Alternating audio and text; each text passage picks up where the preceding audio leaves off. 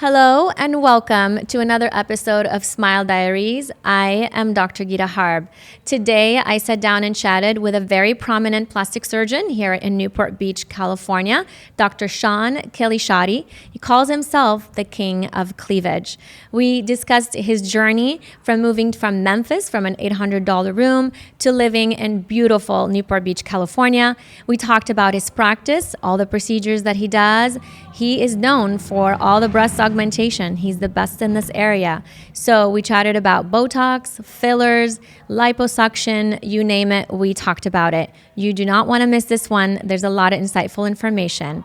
Tune in, and I hope you enjoy this episode. I'm so excited to bring you this guest today. He is a friend of mine. He's a very prominent plastic surgeon here in Newport Beach, California, Dr. Sean Kelishadi. Hi, Sean. Hi, Geeta. How are you? I'm good. How are you today? I'm fantastic. Thanks for having me. Good to hear. I'm glad you're here. I know it took us forever to get you down here, about 2 months. Yes, we're both busy people. We're both very busy people. So, Sean, I wanted to bring you on today because I know you guys. I'm friends with you and your wife. You guys are an amazing couple. And I see your work on Instagram, and I think you're an amazing plastic surgeon. And you're very well known here in the area, and you do such a good job. And we both have the same mindset, and we're both Kobe fans. And so I wanted to bring you on and really just talk about your journey to becoming a really successful plastic surgeon here in Orange County, because it's not easy being in Newport Beach. So I want to start off first by asking you, where did you grow up? And give us a little bit of background on where you grew up and how did you end up here in Orange County? So I was born in Iran, and my family moved to Los Angeles when I was 5 years old. I'm an LA guy deep down. And then I went to Vanderbilt University because my high school guidance counselor told me, don't apply there, you'll never get in. Oh, no. And I told her, I said, well, why would they send me letters asking me to apply just to break my heart and destroy my dreams for the rest of my life? So I applied just to irritate her. And when I got in, I wanted to see what it was about because I'd never heard of it. And I took my dad, and we fell in love with the place.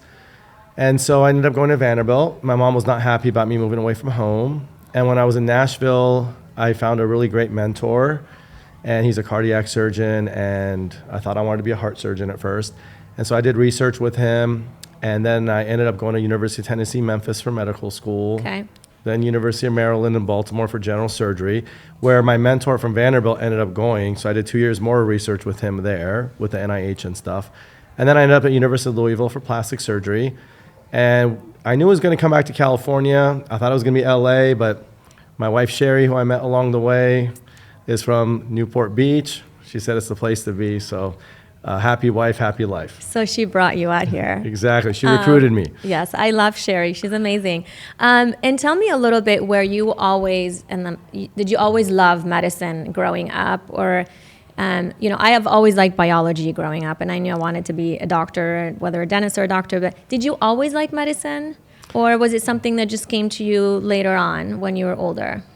I think at a young age, I've always appreciated life, and I just never wanted to end. So I thought that the more I know, the longer I'm going to live. So I've always loved medicine, but I also like working with my hands. And also I like sports. So when I realized I'm not going to be a pro basketball player or a pro race car driver, it's either like be a teacher, which I would have loved, or be a doctor of some sort. So I pursued medicine, and it became pretty cool. That's interesting. And it's funny because we don't really realize that, but a lot of the dentists and doctors are very artistic, right? So we all love art in some way, but if you give me a pen and a paper to draw, I'll still draw like a stick figure. But I love dentistry because it's so much art involved. And I feel like plastic surgery is the same way, because you're really making all these beautiful bodies and faces. And so you must be an artist at heart too.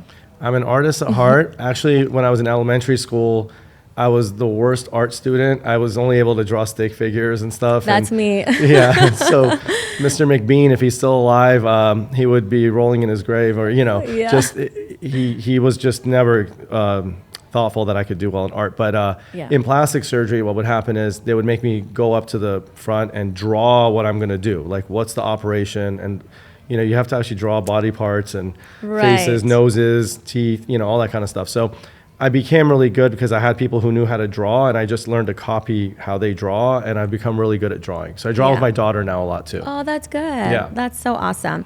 So what made you want to be what made you go into plastic surgery as opposed to being a cardiologist? What did you like so much about plastic surgery that you said, this is what I want to do? I love the creativity of plastic surgery. I love working with my hands. I mean, when I was going through my general surgery training, I loved trauma, I loved pediatric surgery, but everything had limitations. And the thing about plastic surgery is that there's no emergencies. I like to plan ahead. I like to really think about what I want to do.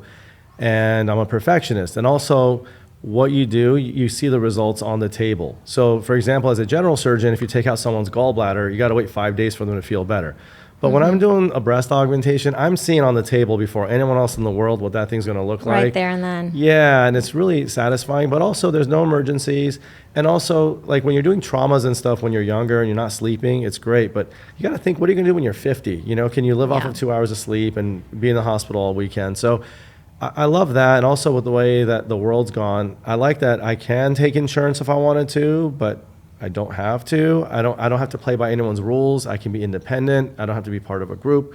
So I have my autonomy. I get to really show my skill and also my knowledge, and I don't have to have my philosophy compromised by what other people want me to do. Exactly. And I know what you're talking about with insurance, because obviously as dentists we deal with that all the time, and it's so frustrating because it's 90% of our time with our front office too is just fighting with insurances all the time. So that's awesome. So tell me a little bit, when did you open up your plastic surgery practice? July of 2014. And how's that going?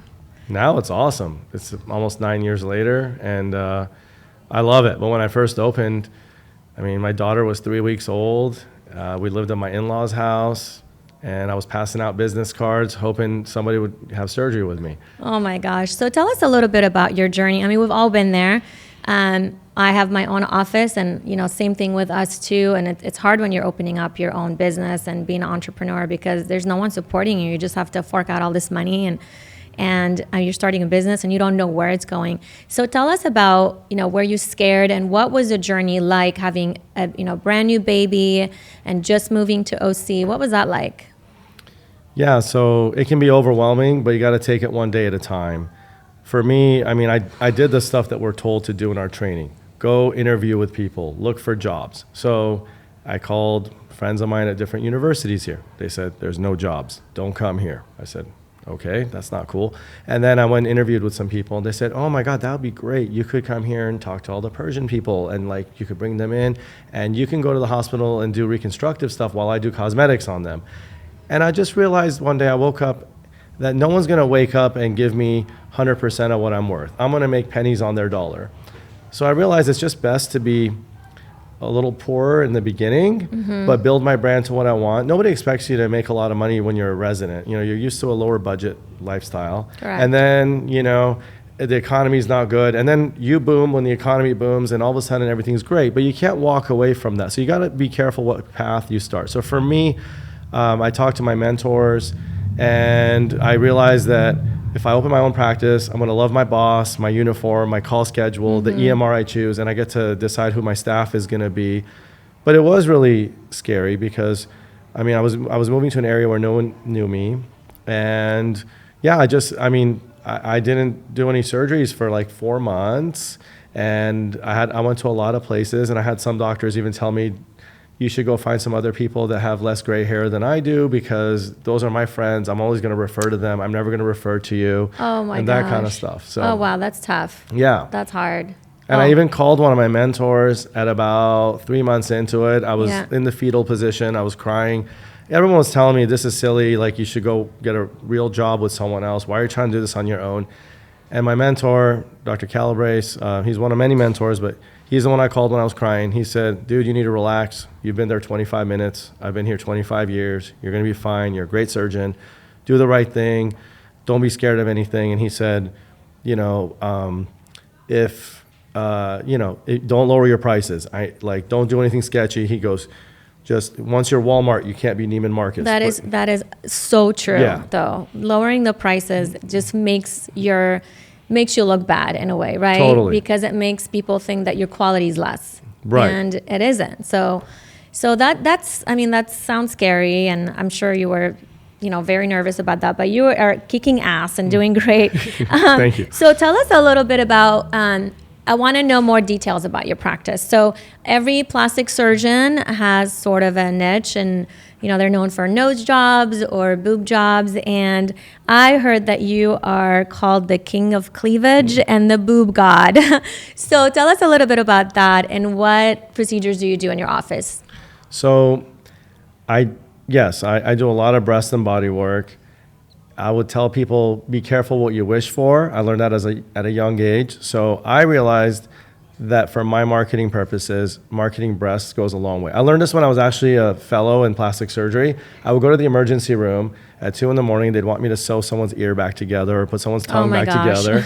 And then I'd go to the ER group and I'd say, does anyone need an emergency breast augmentation? And people would look at the board and they're like, wait, that doesn't happen in the ER. And I said, yeah, Is there such a thing as an emergency breast augmentation? No, not really. But the thing is I said it enough over 2 years, where my last year I had nurses coming, do you actually do breast augs? I said, yeah, but not in the ER. So they said, well, I like the way you take care of patients. I'm going to come to you. So what I did was, when I was seeing people for hand fractures, face fractures, and all kinds of stuff, I would show up. And for example, one of my first patients, he chopped off part of his finger and I had to reattach it. Oh my gosh.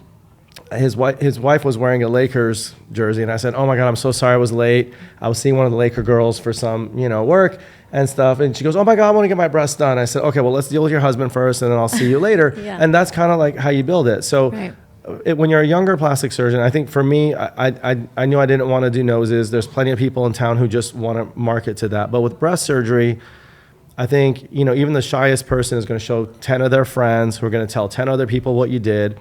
And then the other thing is people are more confident. They get married, they have babies. Right. So you're doing mommy makeovers, you're doing facelifts on their mother-in-law. Like it's just the gift that keeps on giving. So it's fantastic. True. It's basically, referral based. Yes. So yeah, that's awesome. So do you do any nose jobs at all, or you just kind of veer away? I just refer those to my friends. Yeah. I'm too busy doing all the other things that I do. So yeah. And do you do any reconstructive breast surgeries, from mastectomies and things like that, or is it just mainly just breast augmentation? So when I started my practice, I did a lot of reconstructive breast surgery, and that's when I took insurance. I don't take insurance anymore. I have patients that come to me for reconstruction based on, for cancer and stuff like that. And if it's something that I think that I can handle easily and they don't mind paying cash, I'm cool with that. But some of the patients are very complicated. They need chemotherapy, they need radiation. They need to have a multidisciplinary team. So, I don't need to take advantage of that. You build your reputation on who you don't operate on. So it's about trust and being ethical. So I refer a lot of those out now, but my revision surgeries that I do for aesthetics, they're really hardcore reconstructive surgeries, which I had a lot of experience doing. I mean, I just published a paper where, we had over 100 cases where we used this new mesh that I'm using for plastic surgery. And the average person had somewhere between 3 to 7 surgeries before they meet me. So I'm not getting exactly like virgin tissue, so it's not always the first time that you're actually doing a breast augmentation. No, 40% of my patients are revision cases because, Newport Beach, there's a lot of pressure for people to get work done. And, a lot of times they want a certain look, and people say, hey, I don't want to be big. So the surgeons always put in like a 300cc implant. But the thing is like, it's about shaping. Some people need maybe bigger than that to get the cleavage they want. It doesn't mean a certain number gives you a certain size. Yeah. And then I see obviously on your Instagram, you have all these beautiful women that love sharing their pictures on your Instagram. Where do you get most of your patients? Is it through marketing or just referrals? And I think you do have patients that fly from out of state as well, correct? Right, that's correct. So where do you get most of your patients? So it changes. Are they moms? Are they? Oh, yeah. Yeah, so it changes year by year, So and you have to keep an eye on your metrics, and so we do that. Our EMR lets us see where the referrals come from. So obviously in the beginning when I didn't know anyone, it came from, I actually jumped on Instagram early when it actually was very easy to be authentic and do it. And so 50% of my patients used to come from Instagram. Now it's about 50 to 60% are word of mouth or like some sort of referral. Then another 15% is Google, and another 15% is Instagram, and then I've got a mix of other marketing type stuff. But now my reach has gone all across the country, and also I've got some global people that come because of the work I'm doing with mesh and soft tissue support. And also I'm working on bodybuilders. My niche is a little different. I wanted to tell you, just because we're both Tim Grover fans, I'm like the Tim Grover of plastic surgery, where I'm operating on people who are go-getters. They've done everything they can to look their best. I don't have lazy patients because they're not going to be compliant. These are, and 99% of my patients are women, and 60% of them are single moms. They work 2 or 3 jobs. So I'm empowering people who've gone to their max. These are Olympic athletes of motherhood. Yeah, so you're changing lives.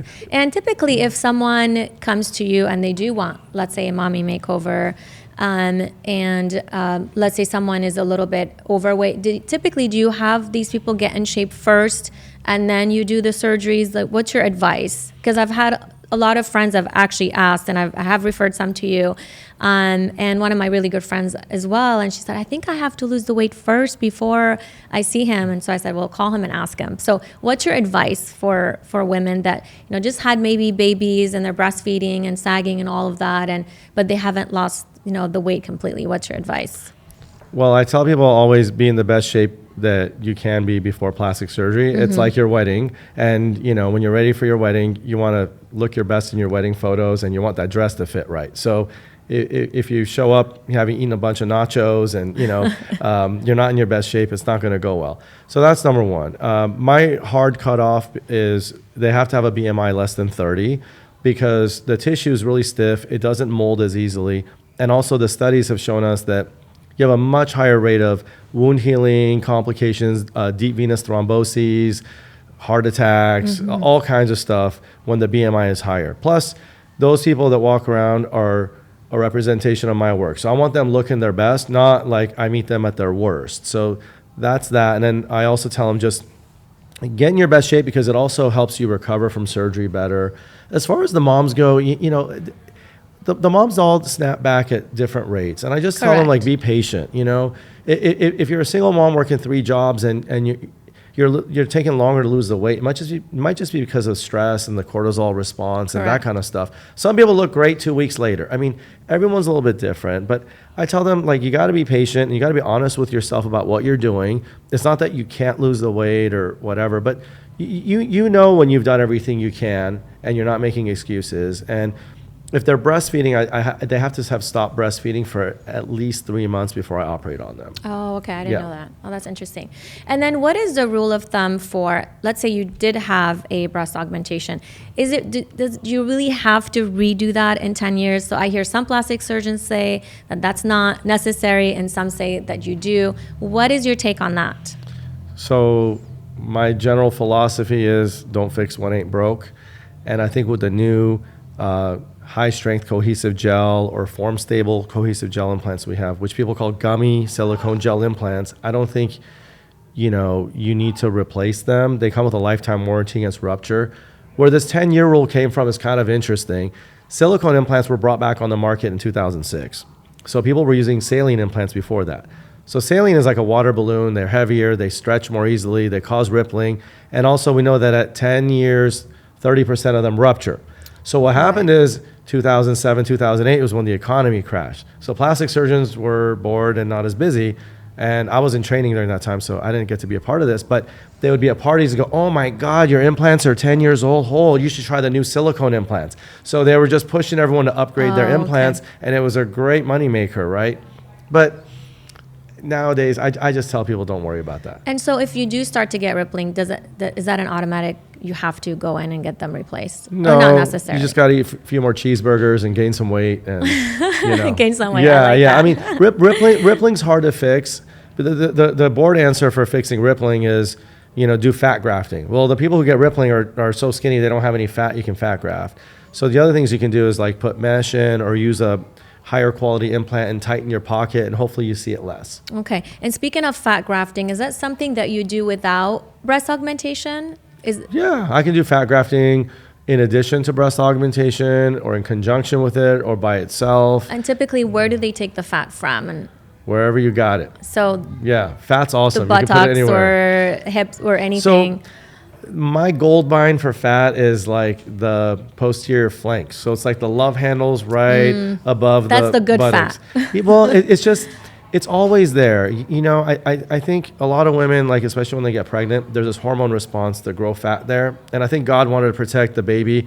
So like if a bear or a tiger was chasing the woman, if they got clawed, like it would hit the fat, not kill the kid. And then it just doesn't go away for most people unless they get really lean. So that you're usually going to find some fat there, sometimes in the thighs, but the thighs are less forgiving because if you take out too much fat, you're going to get like dense and cottage cheese looking stuff in your inner thigh. And that's not sexy. Okay. So yes, we take fat from wherever there is. And the thing is, fat behaves like where it came from. So if you gain 10 pounds and that fat gets bigger, it's going to get bigger where you put it. So if you put it in the face and it's an area that, you know, fluctuates in weight and you gain weight, your face is going to look huge. And when you lose weight, it gets smaller. So a lot of people get fat put in their buttocks and then they lose weight and they're wondering why their buttocks is not as perky. Well, it's just natural laws. Yeah. Okay. And do you do liposuction in your office as well? Not in my office, but I do it at the surgery center. Okay. I like people to be asleep. Let me do my job. Right. You know, I don't want them like bringing out their mirror and talking to me and moving around. It's hard to concentrate. Absolutely. Yeah. Yeah. That's when we have a big case. We like our patients knocked out. Yeah. So In the office, so we do like more stuff like, you know, body tightening that's non-surgical or, you know, we do Botox, fillers. And I wanted to elaborate a little bit on the other procedures that you do in the office. Yeah. So you do Botox, fillers, do you do lips and all of that? Yeah, I do lips, temples, cheeks. And do you do them yourself or do you have a nurse practitioner that does them? So I do them myself. The thing is to get on my schedule, sometimes it takes up to 3 months. So I try to have people that either I've trained or have been trained by a program that I recognize. And then I've had really good nurses and physician assistants and nurse practitioners who've worked in my office. Right now I've got an amazing nurse who, you know, went through the ringer with me on all this stuff and she's really, really careful and very safe. And that's really important. That's good. And sometimes the nurses are even better because that's all they do. You know, they're doing it all day long. So they get used to it. Great. So tell me a little bit about, you know, what are the major obstacles of having an office and being an entrepreneur and running a business and dealing with employees and we're in Orange County, so when we're in Newport, so we have a very tough, you know, patients and very demanding and very high end. So how do you deal with that because it's a daily basis thing, right? And we have our own office, we deal with it all the time. So how do you deal with the stress and the obstacles? And it's got to be a mindset, right? Yeah, so you have to have the Mamba mentality. You got to be resilient. I mean, it takes guts. If you don't have it, it's better to work for a company, let them deal with, you know, who gets hired and fired and, you know, when you go to sleep and that kind of stuff. For me, I'd like to have everything in control because I have a vision for things the same way that you have a vision for things. So the thing is, and what I mean by you got to have guts is, the economy is a lot like the stock market, okay? There is nobody in this world who every day makes double the money they made the day before. There's going to be slow periods. There's things that happen. There's wars that happen across the world. There's economic things, laws that get passed. So you ride the good waves while you have them. You don't overspend. You don't over leverage. You stay safe where when things go down, you can still take care of your staff, you know? So like when COVID happened, for example, I mean, one of my staff members, this was her first job. I didn't want to let her go. Like that would be a horrible, scary experience for her. So I sucked it up and I paid for her, you know, while we were closed. I had another staff member who was expecting a baby. It was her first baby. Not going to lay her off either, you know? Right. So like you got to take care of the people around you and make them feel safe. And you got to push everyone to do better, keep things lean. And you also have to be involved with everyone. You got to treat your staff like family. And you want to know what's going on in their lives so that like if they're having a bad day, you want to know, are they just someone who has bad days or is there something serious going on and can you help them? Because a lot of times we can be mentors to them. So I really try to nourish my staff. I love my patients. All my patients have my cell phone number. That's why they send me pictures and all that. They believe in my philosophy. I think you got to ride the waves. It's not always easy and you're going to have gut checks. There's going to be times when all the bills come and there's no money being collected in comparison to like what you're paying. And you know, you got to just be tough and believe in yourself, and you got to have a vision, and you got to constantly evolve.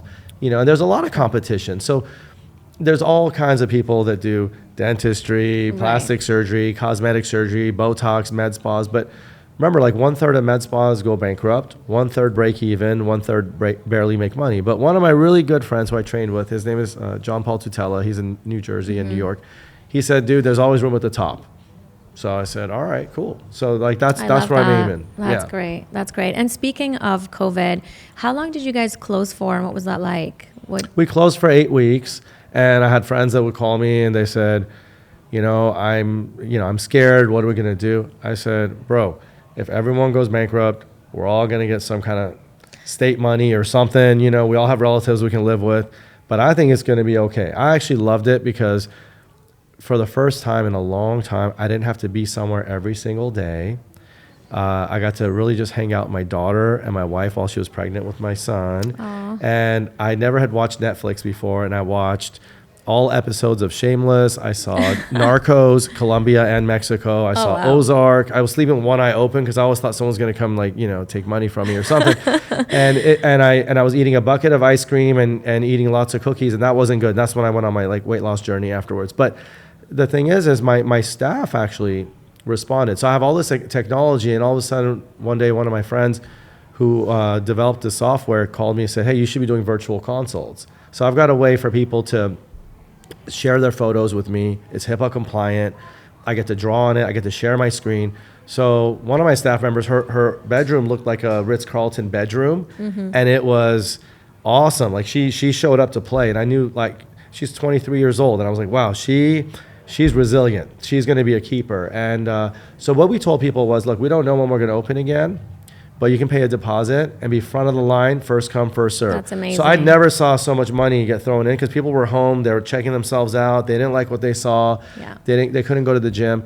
And it actually was a huge booster for our business. And because of our virtual consult technology, that's when the people from across the country and stuff started coming in. I had a lady who's a nurse who was scared of COVID, from New York, who drove in a minivan with her husband all the way here to get surgery because she didn't want to go to the airport. And I said, okay, cool. That's amazing. Yeah. That is so cool. Well, you got to be creative when shit hits the fan, yeah, right? Totally. So, and then tell me, what do you do as an outlet to stay sane? Because your job is very stressful and you're constantly doing surgeries and dealing with patients and all that.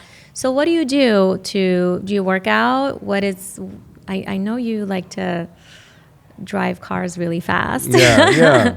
So tell us a little bit about the fun part outside the office.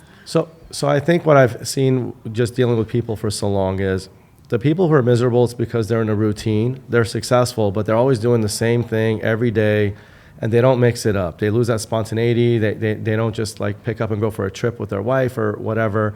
And they're really good at what they do, but they become a slave to their schedule. So for me, we've been reading books forever about science, medicine, wound healing, all this stuff. And then one of my friends kind of introduced me to listening to audiobooks. So I started listening to all these powerful books, and then all these other books that I read when I was younger, like Think and Grow Rich or How to Win Friends and Influence People. They all just kind of started coming together, and that's where mindset really came in. So reading books is really important, and you got to read things that are outside of your specialty. You don't want to just be really knowledgeable about your one thing that you do. And then you got to find a way to release. So for me, I have a lot of social media presence. I have a lot of inputs. I get lots of messages. I have people texting me. I have 200 emails a day. I get 20 solicitations on LinkedIn every single day. Sometimes it feels like every hour. So I love to drive cars because it's one of the only ways where I can't drive at 140 miles an hour and look at my phone. Right? The air conditioning is off. I've got a helmet on, and all I care about is how fast can I approach this next corner, not fly off the road and go home and see my kid and that kind of stuff. And it really decompresses me because it takes my brain from this multifunctional kind of spread that I'm always thinking about everything to one thing. All I care about is just how loud's the engine going to be, how much rubber am I going to smell when I hit the brakes really hard. And I get to see some of my guy friends who aren't in medicine, and it's really good. And the other thing that I've done is I started learning how to ski when I was 40 with my wife, because she said, you're either going to go skiing or we'll go without you, and you won't see it with the kids. So I went with her, and I think being at the top of the mountains and all you see is snow. I mean, I love Neiman Marcus, but sometimes it's just nice not to see them all, right? It's just good to see snow, and just clear your head. So that's what I do.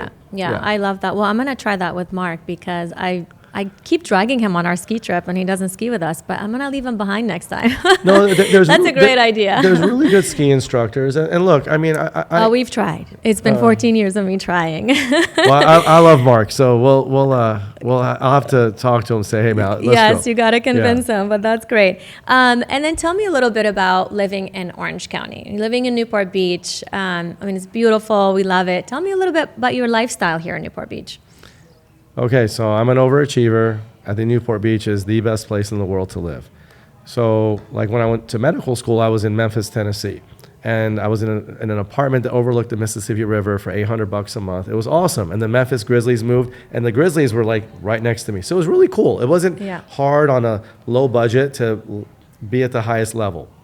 But then you have a place like Newport Beach where people like Kobe Bryant lived here and lots of other people, but they want to be like elite. They want to be at the top of the top. And, you know, you got the best weather, we've got good restaurants. I think LA beats Newport Beach for that. Restaurants for sure. But I love that I can go anywhere in 15, 20 minutes. Time is money. Also, I want to be a dad. I want to be able to go to my kids' basketball games and, art performances and all these other things. It's just such a nice balance. And one of the other things that came out of COVID was, we always like to go to Europe and all this stuff, so we couldn't go anywhere. So we did a staycation, for example, down in Dana Point. And I told my wife, I said, if you blindfolded me and dropped me in Laguna Beach, it's probably one of the most beautiful places in the world. And I don't know why we work so hard to get away from here. Why don't we just have a picnic and go eat peanut butter and jelly there? So I think Newport Beach is awesome. Obviously, anywhere you go and the higher the level of achievement is, you're going to run into some people that have different ideas. And also, there's a lot more of those alpha personalities. So you have to just have thick skin, and you got to pick your friends wisely, and you want to be around people that have good values. We got invited to a boat party one time, and we went, and there were some kids on the boat laughing at someone with a smaller boat, over there. And I said, I don't want my kid doing that. So, you got to still be humble and do things that keep you grounded and that kind of stuff. It's all how you raise your kids at home and what kind of parent you are that makes a huge difference. Yeah. So, what if you were to give one piece of advice? I want to close this amazing episode with you with one piece of advice. What would that be, Sean? You got to believe in yourself. I love that. That's amazing. That's amazing. And I think that's what all of our heroes have shown us. They, you can be really good at something, but that doesn't mean that's the only thing you're good at. You might not be good at something yet, but if you work hard at something every day for 10 years, good things will come, but you're going to have tough days. If you don't, you're never going to grow. Seeds grow out of the ground despite all the pressure from the soil and the earth.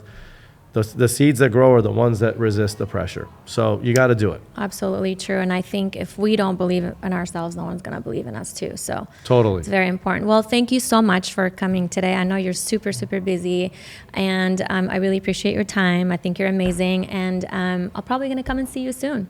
Maybe? I would love that. Okay. Thank you so much for having me. Thank you, Sean. Thank you so much. You're welcome.